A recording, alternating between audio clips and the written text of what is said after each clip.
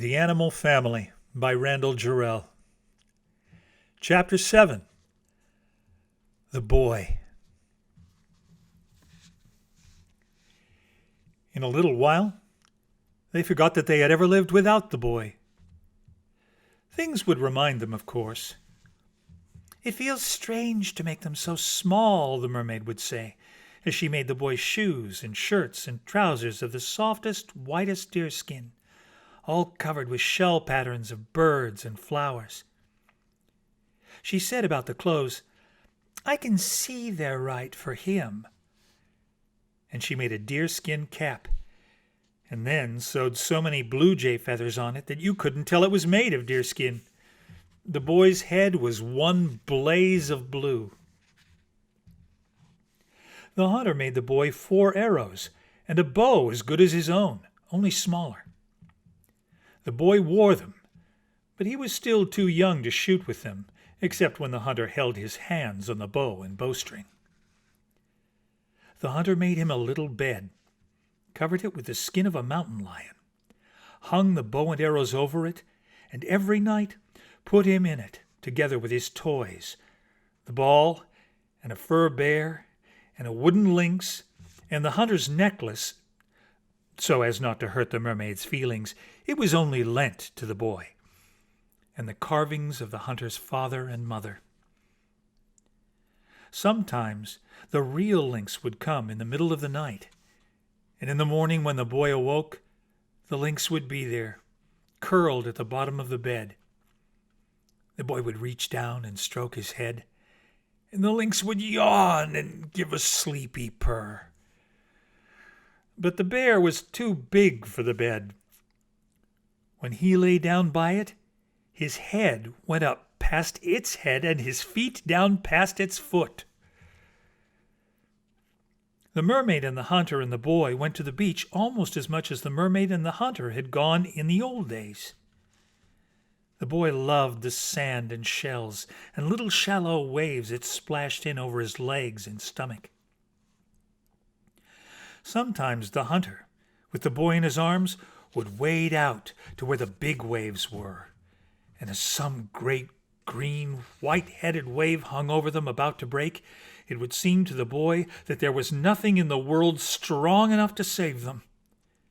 Then the hunter would thrust himself up powerfully. The wave would burst around them in a smother of white, salt, blinding foam. The boy would gasp and shut his eyes, and when he opened them, he and the hunter stood there alone. The wave was over. In the little pool at the side of the river, the mermaid taught the boy to swim, the way I do, but with legs. Before long, swimming was as natural to him as walking, just as hearing the mermaid's stories, saying the mermaid's words were as natural to him as hearing the hunter's stories and saying the hunter's words.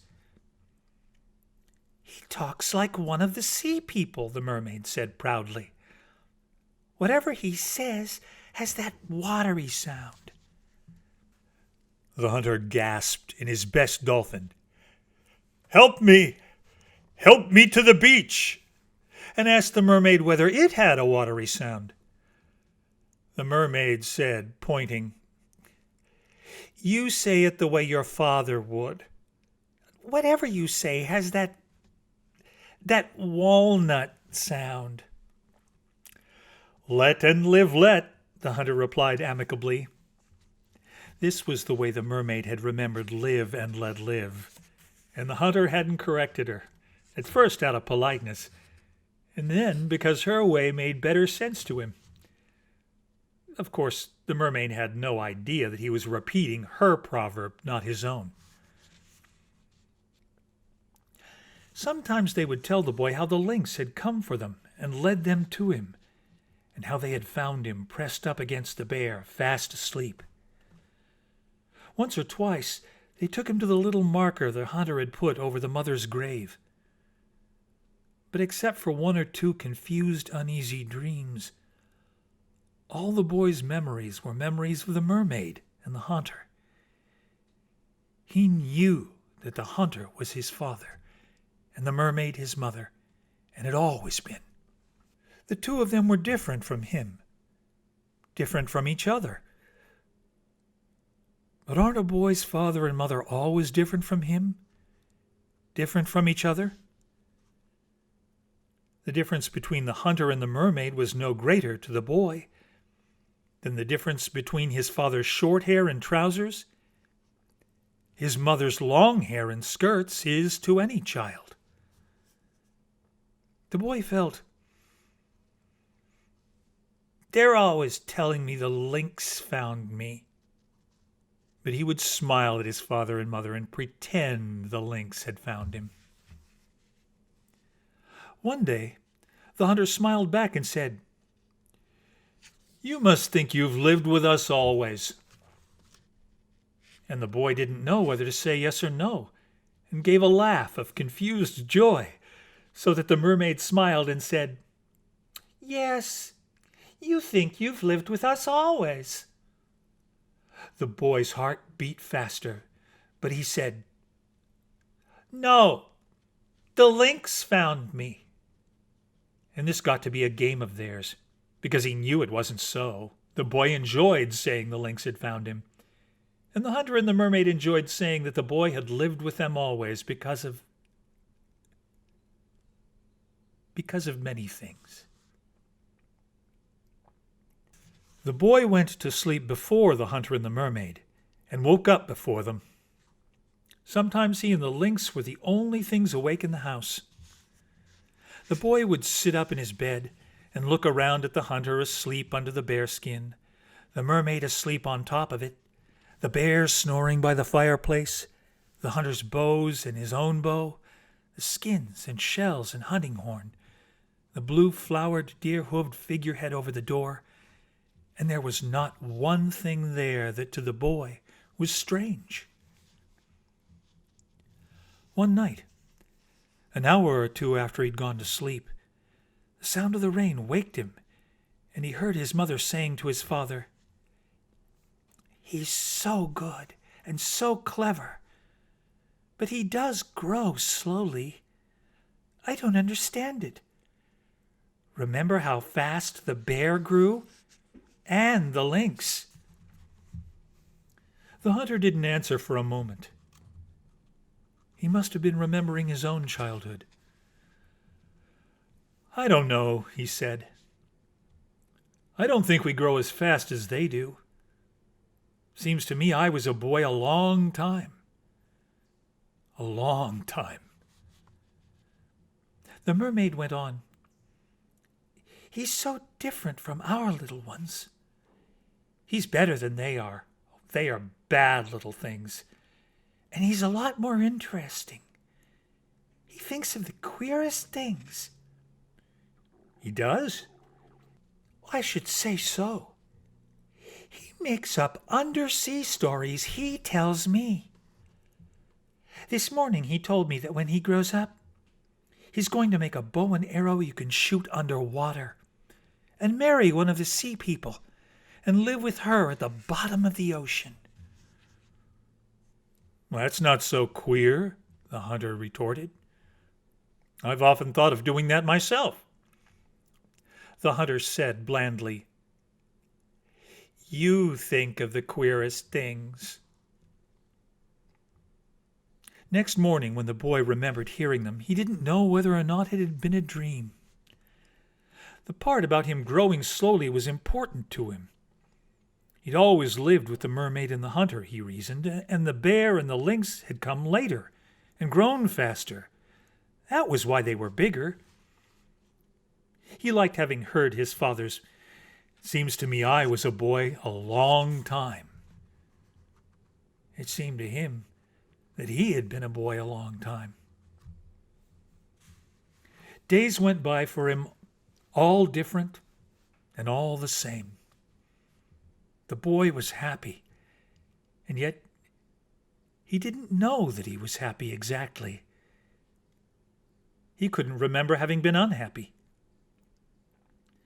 If one day, as he played on the edge of the forest, some talking bird had flown down and asked him, "Do you like your life?"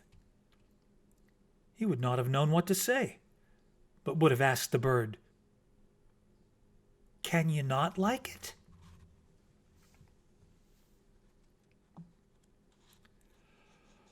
One bright blue morning, the hunter and the mermaid started for the beach.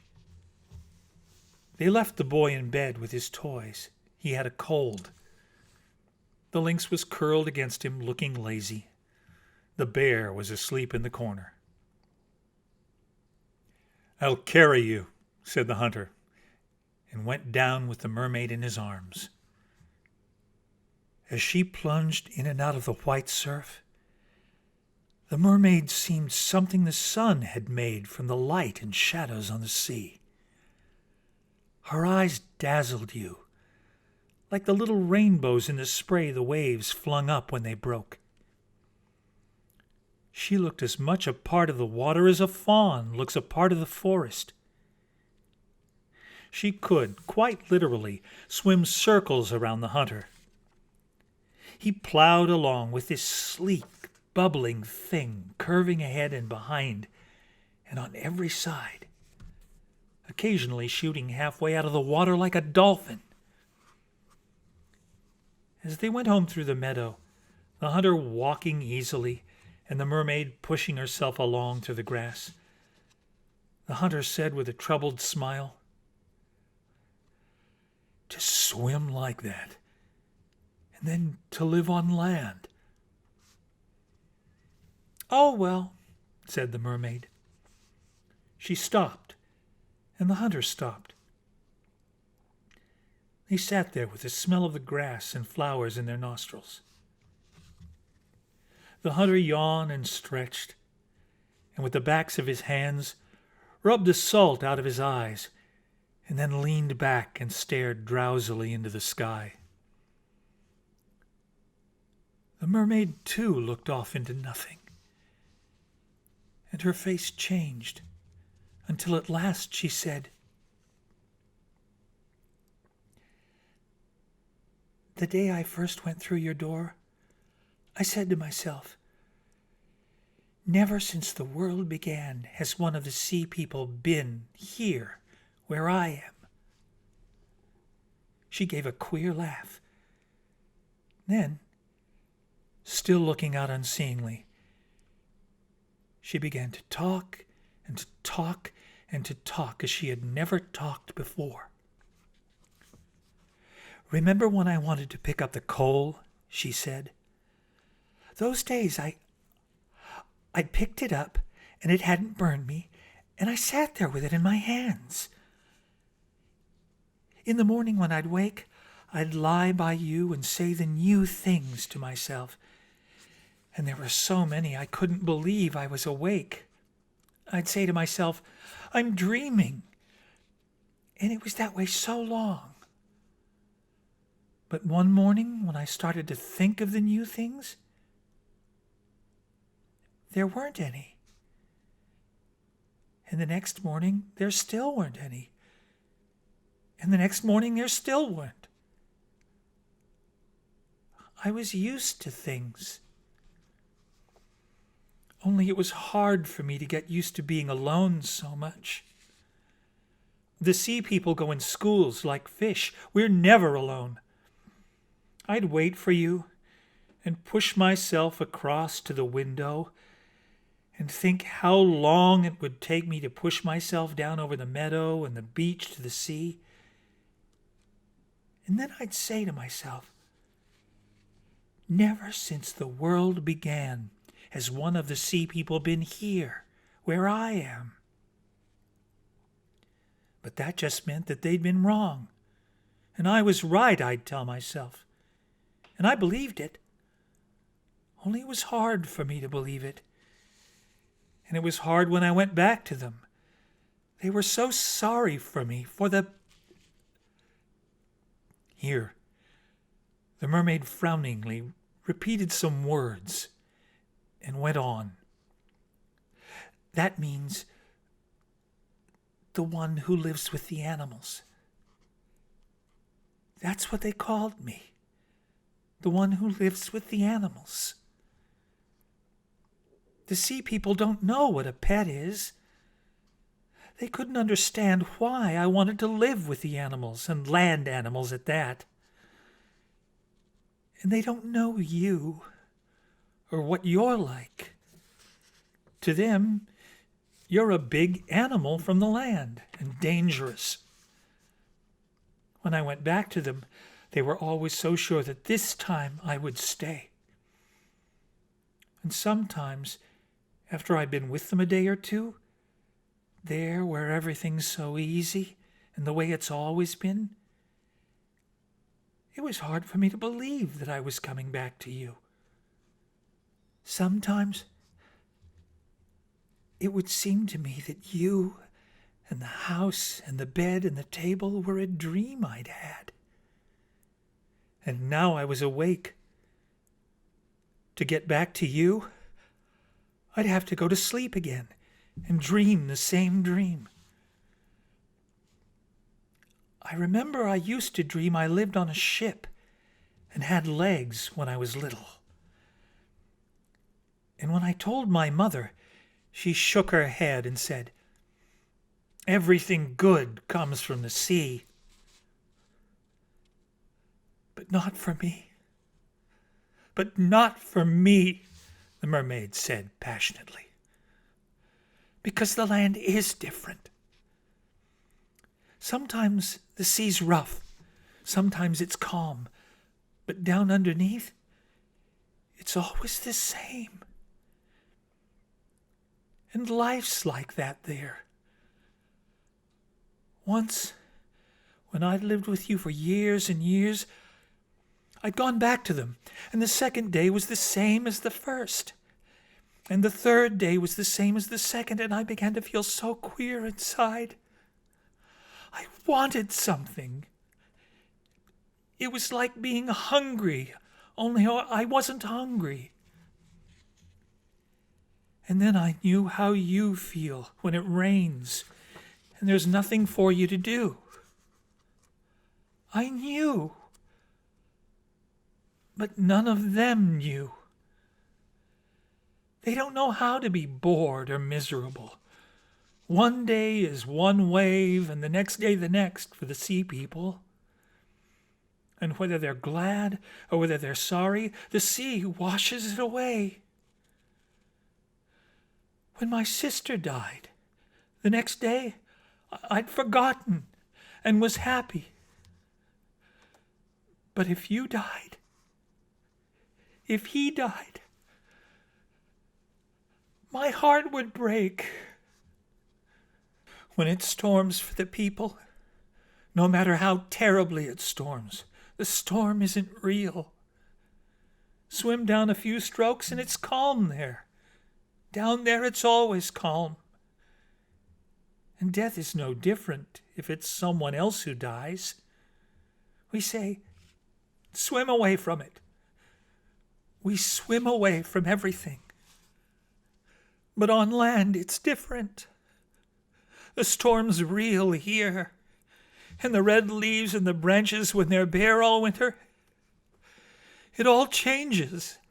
And it never stops changing. And I'm here with nowhere to swim to. No way ever to leave it or forget it. No. The land's better. The land's better. The hunter stroked her shoulder and said in a serious, thankful voice, "I'm glad it's better for you." He had learned something he had never known before. The mermaid could cry. But the meadow was no different for the mermaid's tears or the hunter's knowledge. Warm and soft and smelling of its flowers, it ran out green to the sunny beach, green to the shadowy forest, and the hunter and the mermaid sat there in it. Below them, the white on green of the waves was lined along the white shore. Out beyond, the green sea got bluer and bluer, till at last it came to the far-off blue of the island. There were small seals on the seal rocks, In the little gray spot out above the waves was a big black and white osprey waiting for a fish. But no fish came, and it hung there, motionless. Everything lay underneath them like something made for them. Things got smaller and smaller in the distance, but managed somehow to fill the whole world. "I'll carry you," said the hunter, getting up. He went on with the mermaid in his arms. When he got to their door, he put her down. They turned and looked at it all again, and then opened the door and went into the house. "You were gone so long," the boy said. "Look at the shells I brought you," said the hunter, holding them out. The boy went through them carefully. There were 2 good enough to save. He put those with his own shells, and then went over them all one by one. Then he said to the mermaid, "The big one you brought me's still the best, the one from the bottom of the sea. These are good ones, but it's still the best." "Yes, it's the reddest," the mermaid answered. "Down there, it was all wet and purple, but up here it's—" She smiled at the hunter. As red leaves. As red as a coal." The boy asked, "Can't I get up now?" "In a little," said the mermaid. "And because you were so good and stayed in bed all the time we were gone, I'll tell you a story." The boy laughed with joy. There was nothing he liked better than the mermaid's stories. She sat down by him on the bed, and he moved over against her. "Once upon a time," she began, "long, long ago, there was a mermaid."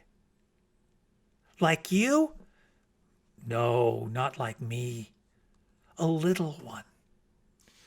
One so young and so small, she could still swim through the little round windows in a ship. Remember the little round windows I showed you in the ship out past the seal rocks on the reef? Where we got the lantern. Where we got the lantern. Well, all one night and the next day and the next night, there was a great storm. The little mermaid and her people, instead of playing and fishing and looking for things by the rocks along the shore, swam a long way out to sea, where they could float far down under the waves. It's always still down there. Or else, when they came to the top, the waves couldn't hurt them, but would rock them way up and then way down, the way I rock you. The way you'd rock if I put you in the biggest branch of all, when a tremendous wind is blowing, and the branch goes way up in the air, and then bends so low it scrapes against the ground. But finally, the storm was over, and the sea people swam back to the shore. The sea was all fresh and blue and shining, and the sky was as blue as the sea. When they got to the surf, the breakers crashed down around them and flung the foam up over them and were as white as the snow when it's fallen in the night. And at morning, you go to the window and look out, and there still isn't a track on it. Everything in the world is asleep except the snow. The lynx waked up, yawned and stretched, first with his front legs and then with his hind legs. Most of his winter fur was gone, so that his hind legs looked a size too large for his front legs, and his paws 2 sizes too large for any of the rest of him. He trotted to the door and meowed, and the hunter let him out. The lynx started down through the meadow, and the hunter stood outside the door, half listening to the story the mermaid was making up, and half looking at...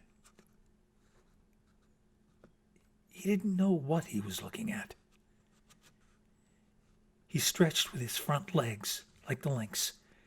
That is, he held out his arms and tightened all the muscles and reached out as far as he could reach for nothing.